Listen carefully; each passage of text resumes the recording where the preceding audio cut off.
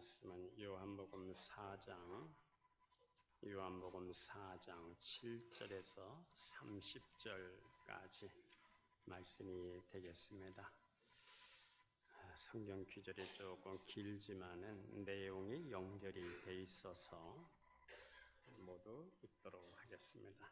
요한복음 4장 7절에서 30절까지 말씀이 되겠습니다. 7절 사마리아 여자 한 사람이 물을 기르러 왔음에 예수께서 물을 좀 달라 하시니 이는 제자들이 먹을 것을 사러 그 동네에 들어갔음이러라. 사마리아 여자가 이르되 당신은 유대인으로서 어찌하여 사마리아 여자의 나에게 물을 달라 하나이까 하니 이는 유대인이 사마리아인과 상종하지 아니함이러라. 예수께서 대답하여 이르시되 내가 만일 하나님의 선물과 또 내게 물을 달라 하는 이가 누구인 줄 알았더라면 내가 그에게 구하였을 것이요 그가 생수를 내게 주었으리라. 여자가 이르되 주여 물기를 그릇도 없고 이 우물은 깊은데 어디서 당신이 그 생수를 얻겠사옵나이까.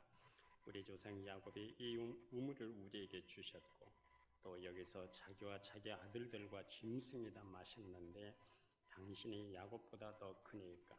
예수께서 대답하여 이르시되 이 물을 마시는 자마다 다시 목마르려니와 내가 주는 물을 마시는 자는 영원히 목마르지 아니하리니 내가 주는 물은 그 속에서 영생하도록 솟아나는 샘물이 되리라. 여자가 이르되 주여 그런 물을 내게 주사 목마르지도 않고 또 여기 물 기르러 오지도 않게 하옵소서. 이르시되 가서 내 남편을 불러오라. 여자가 대답하여 이르되 나는 남편이 없나이다. 예수께서 이르시되 내가 남편이 없다는 말이 옳도다. 너에게 남편 5이 있었고 지금 있는 자도 내 남편이 아니니 네 말이 참되도다. 여자가 이르되 주여 내가 보니 선지자로서이다. 우리 조상들은 이 산에서 예배하였는데 당신들의 말은 예배할 곳이 예루살렘에 있다 하더이다. 예수께서 이르시되 여자여 내 말을 믿으라. 이 산에서도 말고 예루살렘에서도 말고 너희가 아버지께 예배할 때가 이르리라. 너희는 알지 못하는 것을 예배하고 우리는 아는 것을 예배하노니 이는 구원이 유대인에게서 남이라. 아버지께 참되게 예배하는 자들은 영과 진리로 예배할 때가 오나니 곧 이때라. 아버지께서는 자기에게 이렇게 예배하는 자들을 찾으시느니라. 하나님은 영이시니 예배하는 자가 영과 진리로 예배할지니라. 여자가 이르되 메시아 곧 그리스도라 하는 이가 오실 줄을 내가 아노니 그가 오시면 모든 것을 우리에게 알려주시리이다. 예수께서 이르시되 내게 말하는 내가 그라 하시니라. 그때 제자들이 돌아와서 예수께서 여자와 말씀하시는 것을 이상히 여겼으나 무엇을 구하시나이까 어찌하여 그와 대해 말씀하시나이까 묻는 자가 없더라. 여자가 물동이를 버려두고 동네로 들어가서 사람들에게 이르되 내가 행한 모든 것을 내게 말한 사람을 와서 보라. 이는 그리스도가 아니냐 하니 그들의 동네에서 나와 예수께로 오더라. 아멘. 지난 12월 18일 자살한 연예인 27세 샤이니 김종현의 얘기를 아마 들으셨을 겁니다. 그의 유세에는 우울은 결국 나를 집어삼켰다고 그렇게 밝히고 있습니다. 그와 누나와 어머니의 대화 속에서도 나는 행복하고 싶다고 그런 말을 남겼습니다. 그는 남들이 부러워하는 슈퍼카도 가지고 있었습니다. 30년간 자살 위기에 처한 이들을 상담해온 생명의 전학원장 하상훈 씨는 이 화려한 자신과 그리고 무대 밖의 외로운 존재 이 두 자아에 아마 그 사이에 괴리가 컸을 것이라고 얘기를 합니다. 무대에서 박수 소리와 휘파람 소리와 환호 소리와 환상적인 스포트라이트를 받다가 무대 뒤로 돌아왔을 때에 외롭고 고통스럽고 나약하고 흔들리는 존재 이 둘 사이에 괴리감이 컸을 것이라고 말합니다. 김종현의 소속사인 엔터테인먼트는 그가 우울증을 앓았다고 말합니다. 우울증의 대표적인 현상이 삶에 대한 의미를 잃어버리는 겁니다. 그래서 삶에 대한 모든 것들을 포기하게 됩니다. 자산은 연예인들이 얼마나 될까 하고 알아봤더니 의외로 많습니다. 이은주, 김광석, 정다빈, 박용화, 김성재, 창덕, 최진실, 최진영, 안재환, 윤희, 서지원, 김다울, 곽지균, 여지구, 장자연, 김석균, 김지후, 이서현, 우승연, 장채원, 이창용, 이혜리, 김채동화, 한채원, 김출연, 정아율, 남윤정, 우종환, 김지훈 등등 얼마나 많은 연예인들이 자살하고 또 자살할지 모르겠습니다. 대부분의 이들은 우울증과 공황 장애를 앓다가 이것을 이기지 못하고 스스로 목숨을 끊었습니다. 이들은 화려한 무대가 끝난 다음에 그 공허를 이 공허스러운 마음을 이기지 못해서 마약에 빠진 사람도 있습니다. 성도 여러분, 행복은 도대체 어디서 오는 겁니까? 어거스틴은 이 행복이라고 하는 것을 찾아서 수많은 세월을 방황했지만 그의 간증은 예수 그리스도를 만남이 없이는 결코 행복해질 수 없다는 결론을 내렸습니다. 예수를 만나야 삶에 대한 의미가 부여해지는 것이고 삶에 대한 의미가 없으면 행복도 없습니다. 아무리 많은 것을 가지고 있다 하더라도 행복감이 들지 않습니다. 오늘 우리가 이 본문에 보면 예수님을 만난 여인이 나오고 있습니다. 요한복음 3장에도 나오고 요한복음 4장에도 나옵니다. 너무나 대조적인 사람이 예수님을 만나고 있습니다. 요한복음 3장에서는 니고데모라고 하는 사람이 밤에 예수님을 찾아왔습니다. 니고데모는 당시 종교적으로도 정치적으로 귀족이었고 고관이었습니다. 그런데 4장에서는 그와 반대로 천한 신분의 사람, 피의 의식을 갖고 살아가는 사람, 한 여인이 예수님을 만나고 있습니다. 니고데모는 밤에 예수님을 찾아왔습니다. 자기 신분 때문에, 자기 체면 때문에 낮에 찾아오질 못하고 밤에 찾아와서 영생에 대해서 질문을 했습니다. 그러나 사마리아 여인은 예수님을 만나러 나온 것이 아니라 우물가로 물을 길러 나왔다가 예수님을 만나게 됩니다. 예수님께서 니고데모에게 네가 거듭나야 하겠다 이렇게 얘기했더니 사람이 늙으면 어떻게 거듭날 수가 있습니까? 어머니 뱃속에 들어갔다가 다시 나올 수가 있습니까? 니고데모는 예수님으로부터 너는 이스라엘 선생이 돼가지고 그런 것도 알지 못하느냐? 영적인 것을 그렇게 알지 못하느냐 하는 책망을 받고 돌아갔습니다. 그런데 예수님께서는 사마리아 여인에게는 내가 주는 물을 마시는 자는 영원히 목마르지 않아. 내가 주는 물은 그 속에서 영생하도록 솟아나는 샘물이기 나오기 때문이야. 그랬더니 이 여인의 세상에 그런 물이 다 있습니까? 그녀는 주여 그런 물을 내게도 주십시오. 목마르지도 않고 또 여기 물길로 오지도 않게 해주십시오. 니고데모나 사마리아 여인 두 사람이 다 같이 예수님의 말귀를 알아듣질 못했습니다. 신분이 낮으나 신분이 높으나 성령이 그 마음을 열어주지 않으면은 말씀을 말씀으로 깨달을 수가 없어요. 진리를 알 수가 없습니다. 오늘 본문에 나오는 사마리아 여인은 6시에 물을 길러 나왔습니다. 이스라엘의 6시는 우리나라의 정오입니다. 이 정오에 이 여인이 혼자 물을 길러 나온 것은 필요곡절입니다. 무엇인가 분명한 이유가 있습니다.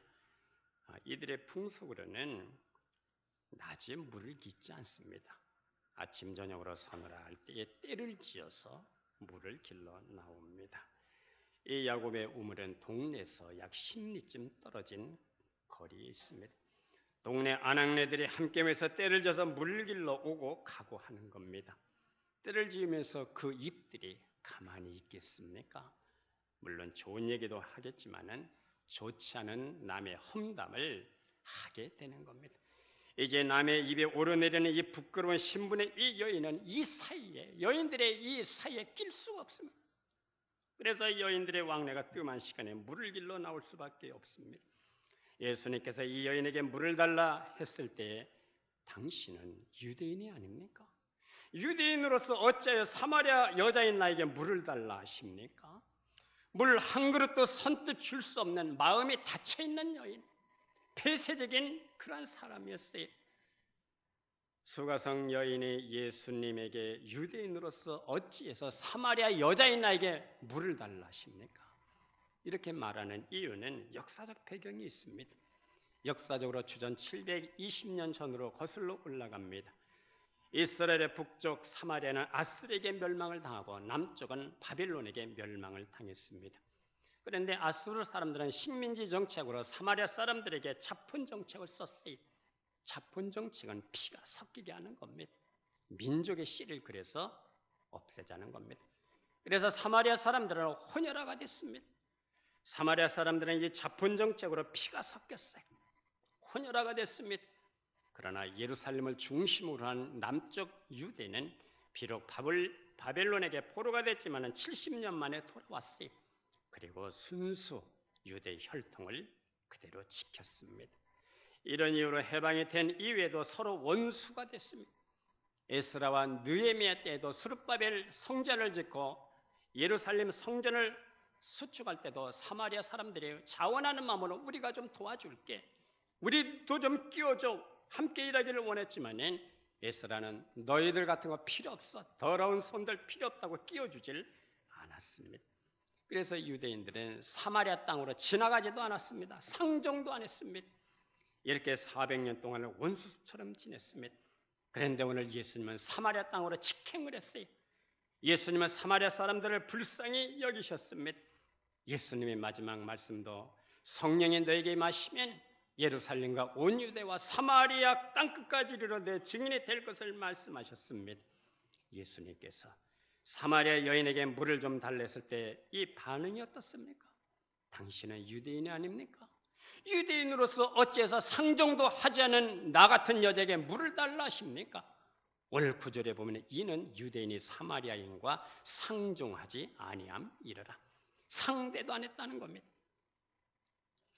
예수님은 대답하시기를 내가 만일 하나님의 선물과 또 내게 물을 좀 달라는 이가 누구인 줄 알았더라면 내가 그에게 구하였을 것이요 그가 생수를 너에게 주었으리라.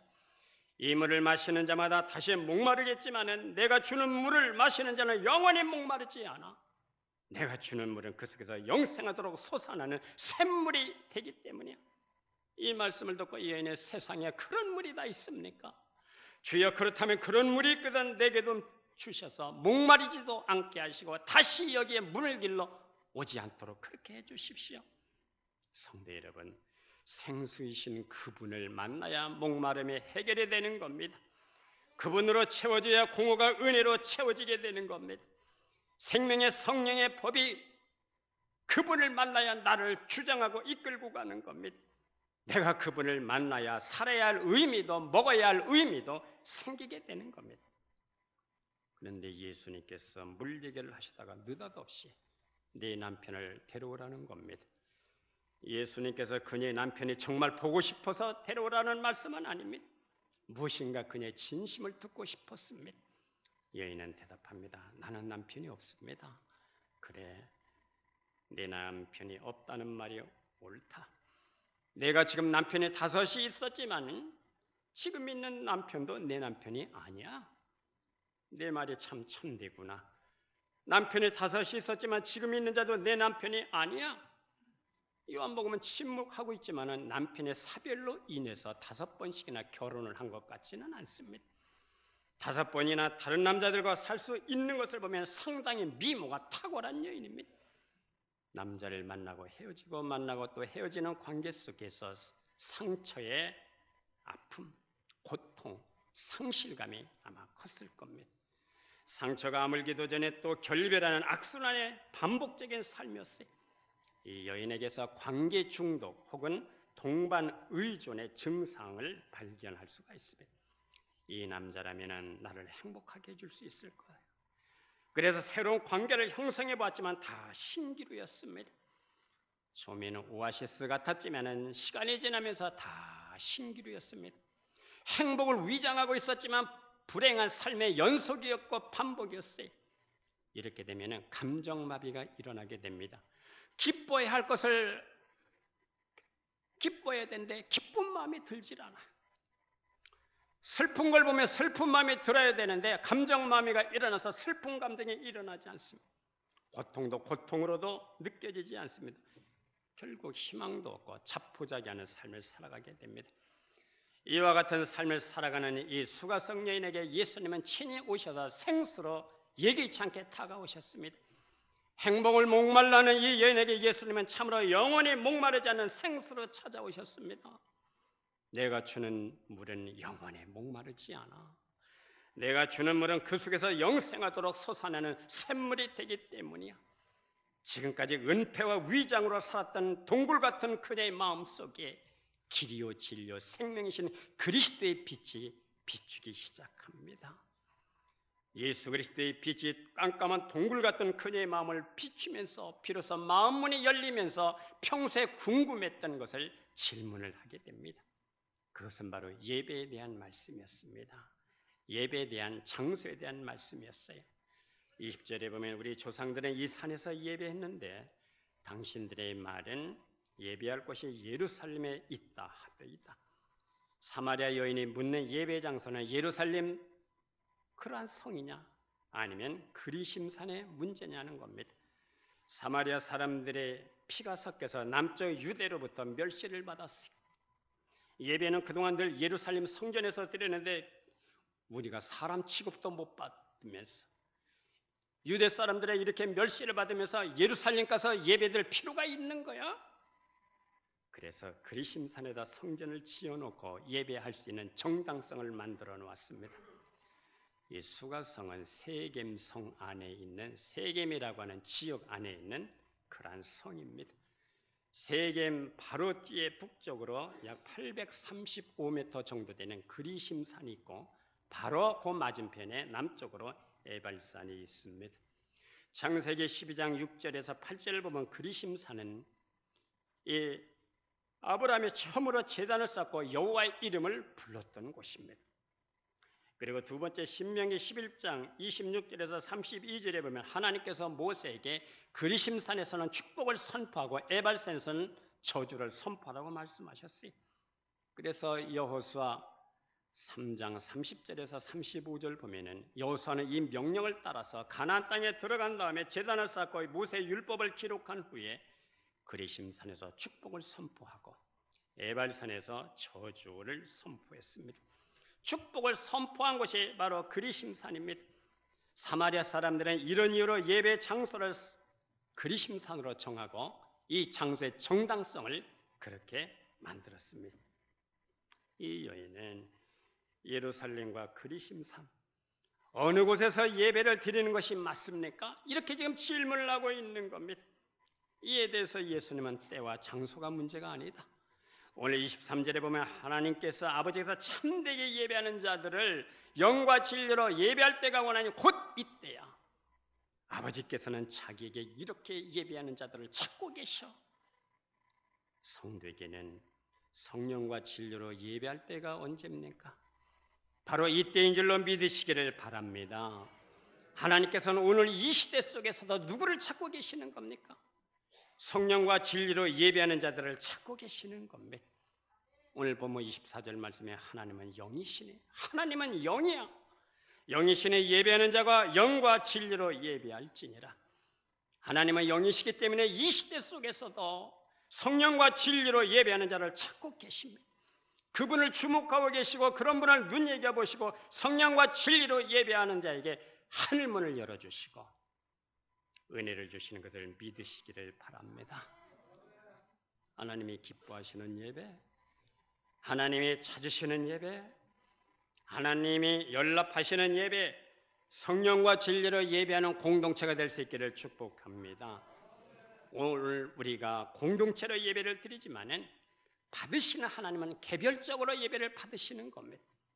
창세기에 보면 하나님이 받으시는 아벨의 예배가 있고 하나님이 거부하시는 가인의 예배가 있습니다.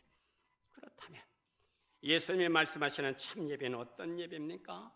진정한 예배는 네 가지 요소가 있어야 됩니다. 첫째는 신뢰입니다. 하나님을 믿어야 됩니다. 믿음의 예배를 드려야 됩니다. 99%가 아니고 100% 하나님을 전적으로 신뢰하는 예배가 돼야 됩니다. 두 번째로는 감격입니다. 나 같은 죄인을 살리신 십자가 용서와 사랑의 뜨거운 감격이 있어야 됩니다. 감격이 없는 예배, 메마른 예배, 습관적인 예배, 냉랭한 예배, 하나님이 그 예배를 받으시겠느냐 하는 겁니다. 우리는 알게 모르게 교회 생활에 너무나 익숙해져서 이 감격을 잃어버릴 때가 얼마나 많은지 모릅니다. 30년 동안 영국에서 예수님 역할을 했던 안톤 레이지라고 하는 배우가 있었습니다.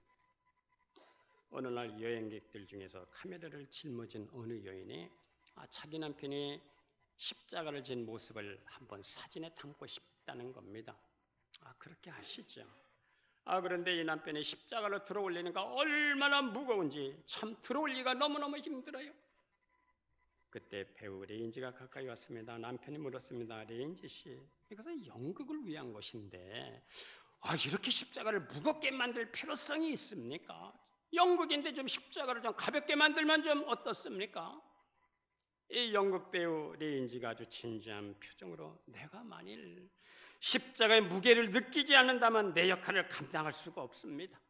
내가 비록 오늘 십자가를 지고 예수님 연기를 하지만은 저는 무거운 십자가를 지면서 피와 땀을 쏟고 골고다로 향하신 예수 그리스도를 생각하면서 이 무거운 십자가를 내가 지면서 연기를 하고 있습니다.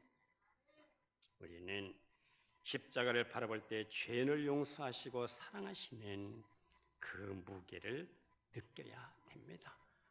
오늘 우리가 예배하면서 31장 잘 불렀어요.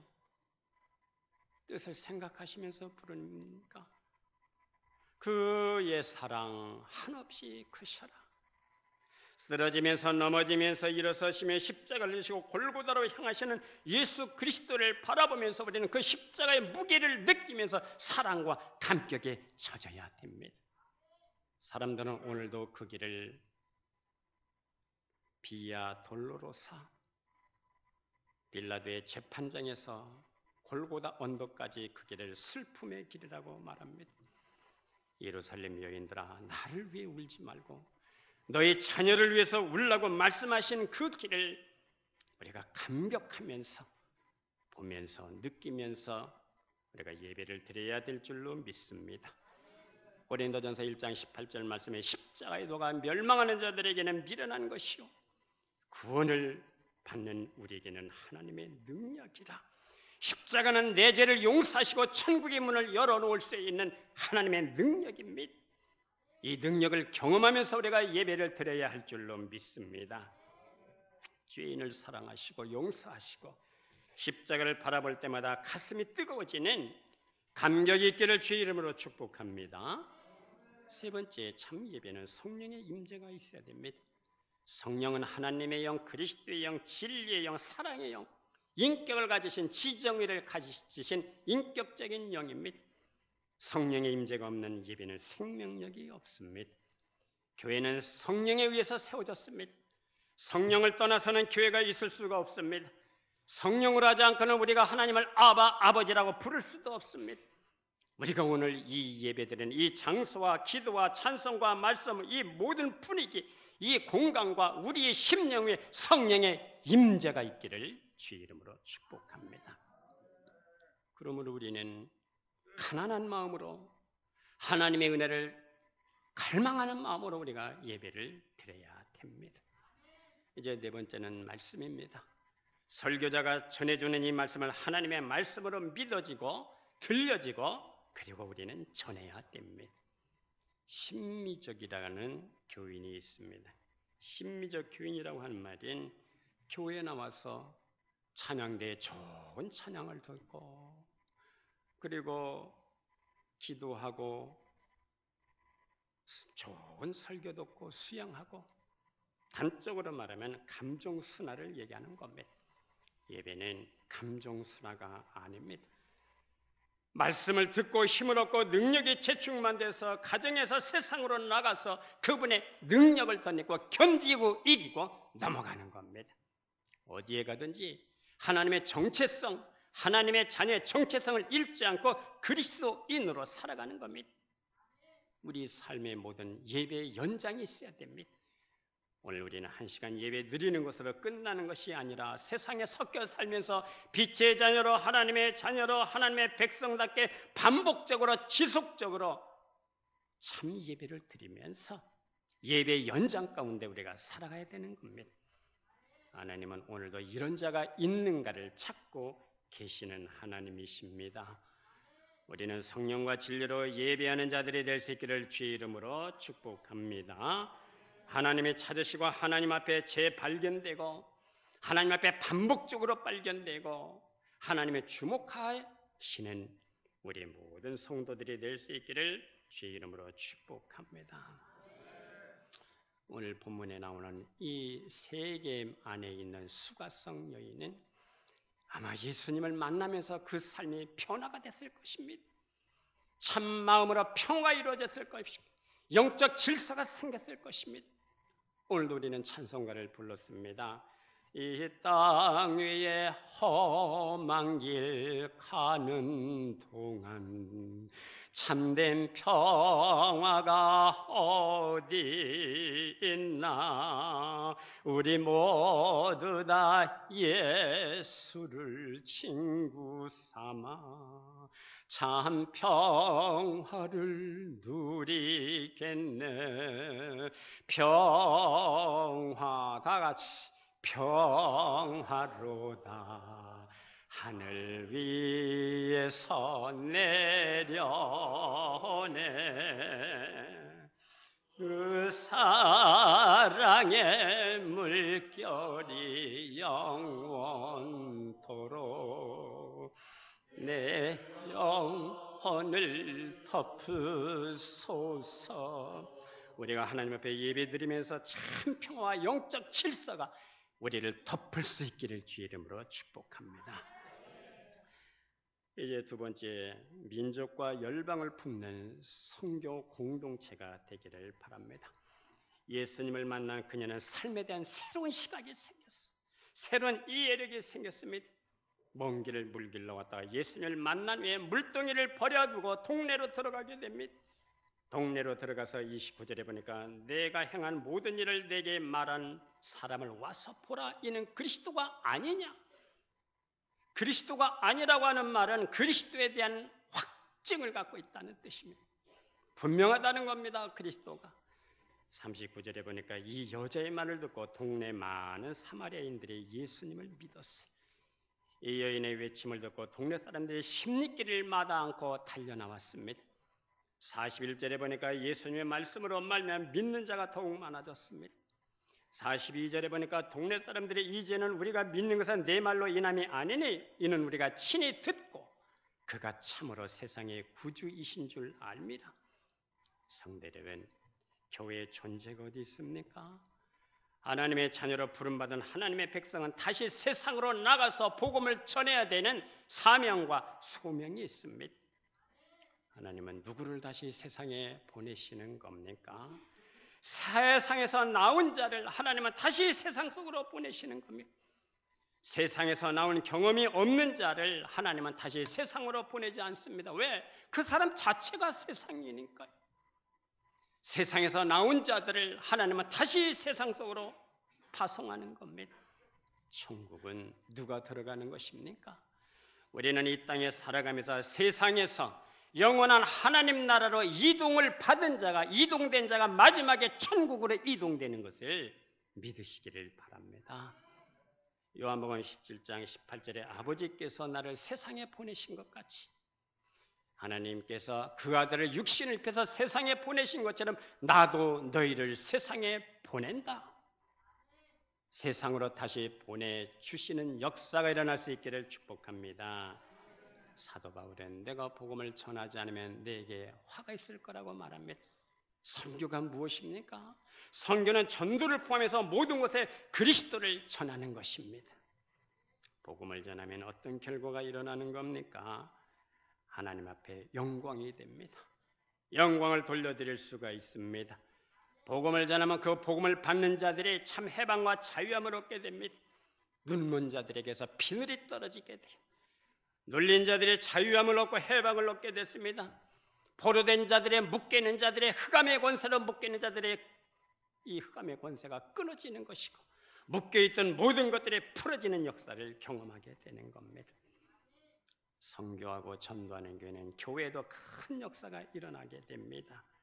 선교하고 전도하는 사람들은 그 교회 안에서 가장 헌신적인 사람들이 하는 거예요.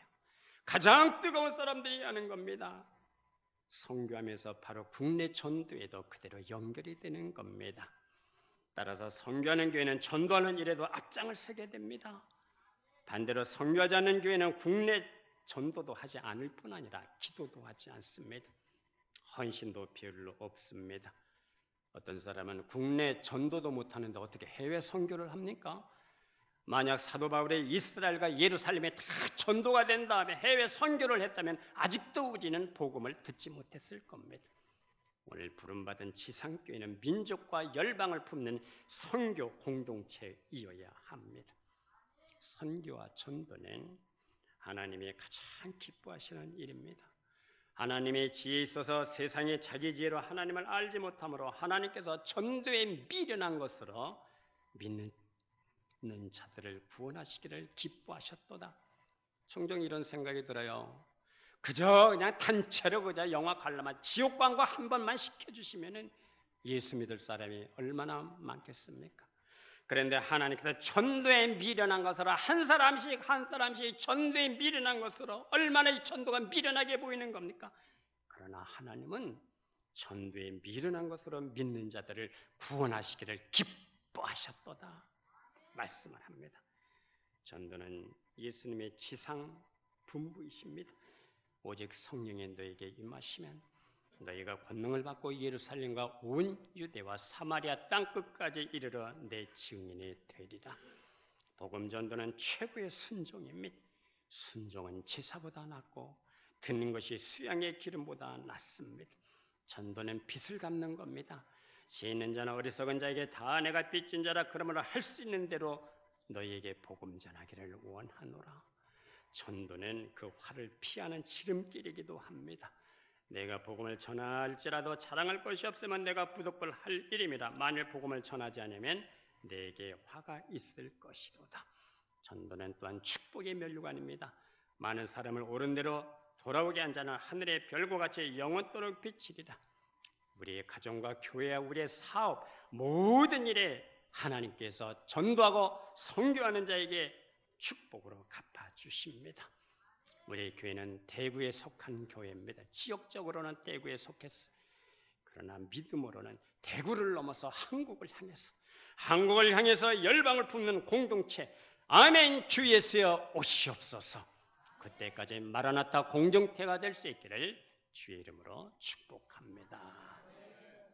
기도하겠습니다. 하나님 아버지, 그리스도를 만난 세겜 성 안에 있는 수가성 여인처럼 생수로 찾아오신 예수 그리스도, 그분을 우리가 늘 만나고 경험하고 반복적으로 만나서 우리는 그리스도인의 정체성을 잃지 않게 하시고 다시 세상으로 파송을 받아 세상을 이기는 자로 살아갈 수 있도록 우리에게 은혜를 입혀 주실 줄로 믿습니다.